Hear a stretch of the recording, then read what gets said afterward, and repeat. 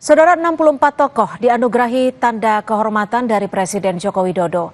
Dari 64 nama tersebut, 23 diantaranya merupakan Menteri Kabinet Indonesia Maju, termasuk Erlangga Hartarto yang baru saja mundur dari Ketua Umum Partai Golkar.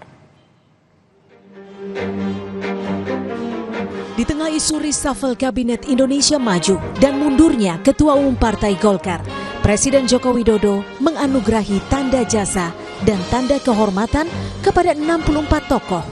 23 orang diantaranya merupakan menteri di kabinet yang ia pimpin. Erlangga Hartarto yang baru saja mundur sebagai Ketua Umum Partai Golkar mendapatkan anugerah Bintang Republik Indonesia Utama. Sementara Surya Paloh yang merupakan Ketua Umum Partai Nasdem mendapatkan medali kepeloporan. Ada pula Menteri Investasi Bahlil Lahadalia dan Menteri ESDM Arifin Tasrif, Menteri Perindustrian Agus Gumiwang Kartasasmita yang mendapatkan Bintang Mahaputra Adi Pradana. Anugerah Tanda Kehormatan RI kepada 64 tokoh ini bersamaan dengan isu reshuffle kabinet yang mengemuka sejak beberapa pekan terakhir. Bahkan, isu ini semakin menguat sejak mundurnya Erlangga Hartarto dari posisi Ketua Umum Partai Golkar. Beredar rumor ada 4 menteri yang bakal terkena reshuffle, yakni Menteri Hukum dan HAM Yasona Laoli, Menteri Lingkungan Hidup dan Kehutanan Siti Nurbaya Bakar, Menteri Energi dan Sumber Daya Mineral Arifin Tasrif, dan Menteri Investasi Bahlil Lahadalia. Dari 4 nama tersebut diisukan akan ada yang diganti dan ada yang digeser posisinya. Menanggapi isu reshuffle terhadap Menteri LHK Siti Nurbaya Bakar yang merupakan kader Partai Nasdem, Surya Paloh bilang jika Presiden memiliki hak prerogatif untuk melakukan reshuffle kabinet. Presiden mempunyai hak prerogatif untuk itu. Apapun yang beliau akan lakukan, itu memang hak yang melekat, prerogatif yang dia miliki. Kalau misalkan Menteri dari Nasdem habis di kabinet, beliau akan sudah mempertimbangkan baik-baik. Kita tetap berpikir seperti saya katakan tadi, mengedepankan positive thinking kita.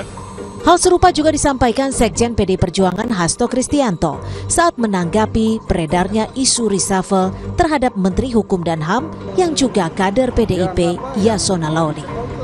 Ya, kita menghormati hak prerogatif dari Presiden itu. Sejak awal kita kan nggak pernah neko-neko. Ketika kami menghantarkan menjadi Presiden, apakah kemudian kami minta seluruh menteri? Kan juga tidak. Kami bisa bekerja sama dengan partai politik. Kami nggak pernah melakukan tekanan-tekanan, tidak pernah ada dendam ya terhadap masa lalu. Kami menatap masa depan. Di akhir masa tugasnya, Presiden Jokowi kembali mengirim sinyal soal reshuffle meski tidak menjawab pasti kapan akan dilakukan. Ada? Ya kalau diperlukan. jadi sudah ada keperluan. Kalau diperlukan. Saya kan udah ngomong dari dulu kalau diperlukan. Saya masih punya hak prerogatif itu. Saat ini diperlukan.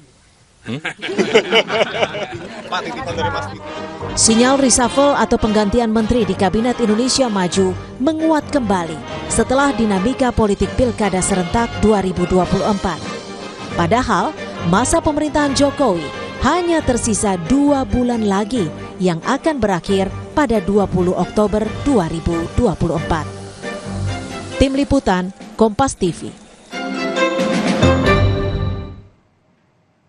Di tengah kabar rencana penambahan anggota Koalisi Indonesia Maju, Ketua Umum Nasdem Surya Paloh menemui Prabowo Subianto di Kertanegara sore ini.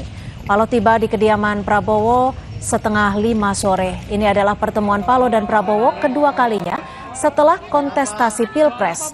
Informasi yang kami dapatkan tak hanya Ketua Umum Nasdem yang bertemu Prabowo Subianto hari ini. 2 parpol di luar Koalisi Indonesia Maju juga akan bertemu Prabowo di kediamannya.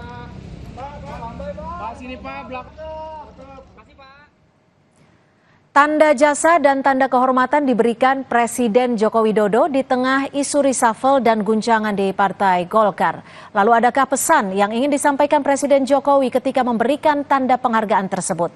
Dinamika politik terus bergulir, termasuk yang terbaru adalah pertemuan Surya Paloh dengan Prabowo Subianto. Kita bahas bersama Direktur Eksekutif Poltreking Indonesia, sudah ada Mas Hanta Yuda. Terima kasih Mas Hanta sudah bergabung bersama kami di Kompas Petang. Terima kasih, selamat sore Cynthia. Yang terbaru, Surya Paloh menemui Prabowo Subianto di Kertanegara. Ini memastikan sinyal bahwa Partai Nasdem akan masuk ke Kim Plus ya? Ya, ini menunjukkan bahwa tendensi atau kemungkinan terwujudnya Kim Plus itu semakin terrealisasi. Jadi Kim Plus itu terkonsolidasinya semakin jelas ya kalau kita lihat. Itu satu. Artinya tidak hanya Partai Nasdem, tapi juga PKB, mungkin juga PKS, Cynthia. Nah, ini yang kita sayangkan, kemungkinan hanya PDI Perjuangan yang tersisa. Nah, karena ini efek yang kedua, indikasi yang kedua, karena kalau Kim Plus semakin terkonsolidasi solid, maka kemungkinan Anies akan melaju di Pilkada Jakarta semakin sulit. Jadi peluang Anies semakin terancam. Kalau mereka makin sulit, nanti efeknya ke Jakarta karena PD Perjuangan tidak cukup. Yang kedua, saya kira ini juga bisa dilihat sebagai ini ya, efek partai kalau bicara teknis pasti mereka mengatakan ingin mengundang pembukaan kongres, mudah sebagainya. Partai juga punya keperluan nih. Karena kekuasaan sedang dipegang oleh Pak Jokowi dan Pak Prabowo, maka ada suksesi partai. Mereka harus mengamankan posisi partai agar tidak diganggu posisi politiknya. Kita tahu Nasdem juga akan melakukan kongres, PKB muktamar dan sebagainya. Golkar munas. Artinya mereka harus memastikan juga proses itu juga harus berjalan dengan baik. Itu kompromi ke pemerintah. Yang menarik juga Mas Hanta adalah tanda kehormatan yang baru diberikan kemarin, tapi justru dilakukan di tengah-tengah isu reshuffle, di tengah guncangan di Partai Golkar. Menurut Anda dari komunikasi ataupun bahasa politik ada tidak sih pesan yang sebenarnya ingin disampaikan Presiden Jokowi? Kalau tersurat ini tidak ada yang aneh, karena tanda kehormatan itu setiap tahun diberikan jelang kemerdekaan oleh seorang kepala negara, presiden sebagai kepala negara. Juga ini saya kira juga nama-nama yang disebutkan pasti ada alasan sudah penilaian. Namun yang menarik agak menjadi catatan kita tentunya nama-nama yang disebutkan. Ada beberapa nama yang menarik, beberapa menteri PD Perjuangan, kemudian ada Andika Prakasa, ada Pak Surya Paloh, ada Pak Erlangga Hartarto. Kalau dikatakan karena mereka menteri, tapi kan tidak semua menteri. Kalau dikatakan mereka mantan Panglima TNI, tetapi tidak semua Panglima TNI dapatkan ini. Karena itu saya membaca ini tersiratnya ada semacam politik akomodatif, politik untuk menghibur kembali beberapa ada terpaan politik, ada benturan politik misalnya dengan Pak Surya Paloh sebelumnya, kemudian ada belakangan Pak Erlangga di Golkar yang dikait-kaitkan. Nah, ada semacam politik akomodatif yang bisa kita baca dari yang dilakukan oleh Pak Jokowi. Satu, Jokowi ingin menunjukkan, membangun citra kepada publik bahwa beliau seorang negarawan. Ada kepentingan di atas kepentingan politik. Ini citra yang dibangun ya sebagai kepala negara. Ada proses untuk menunjukkan di akhir pemerintahannya ingin merangkul semuanya. Yang kedua, ini juga saya kira menjadi catatan berupaya untuk menjaga kondusivitas soal politik yang cukup panas, terutama hubungan dengan PDI Perjuangan. Nah, sepertinya Pak Jokowi ingin soft landing di akhir pemerintahannya, ingin menjaga kondusivitas itu atau stabilitas politik itu. Dan terakhir satu lagi, saya kira Jokowi dan para politisi ini sedang menjalankan semacam melihatkan kepada publik bahwa hubungan Jokowi dan partai dengan Pak Erlangga bagus, dengan Pak Surya Paloh bagus. Artinya para tokoh ini sedang melakukan peran semacam berpolitik di tempat dan waktu yang tepat sepertinya. Mas Hanta, jika Anda tadi menyebut akomodatis dan juga ada upaya untuk menghibur, apakah ini artinya jika flashback ke belakang bahwa memang ada bisa dikatakan campur tangan terhadap apa yang terjadi di tubuh Partai Golkar? Ya, kalau dinamika di Golkar, Cynthia, kita tidak bisa memisahkan. Dinamika di Golkar itu ada dua faktor yang berkelindan, faktor internal dan eksternal. Kadangkala faktor eksternal jauh lebih determinan ketimbang faktor internal. Faktor internal biasanya ada dinamika turbulensi, faksi atau faksionalisme di internal Golkar itu disebabkan karena pertumbukan faksi. Nah, itu yang biasanya di internal. Tapi untuk kali ini ada dinamika di mana meminta Pak Erlangga mundur dan sebagainya, tapi tidak begitu kencang memang dibandingkan sebelum-sebelumnya. Yang kedua, yang saya katakan berkelindan, biasanya ada terpaan gejolak politik, semacam badai politik dari luar.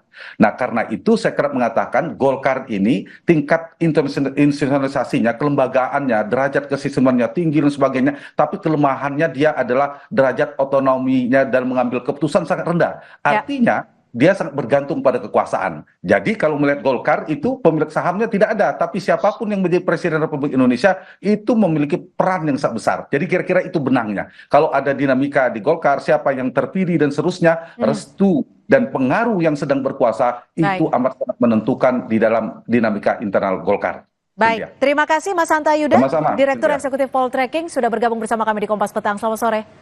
Selamat sore. Saudara, informasi lainnya di Kompas Petang akan disampaikan rekan saya. Silakan Niluh.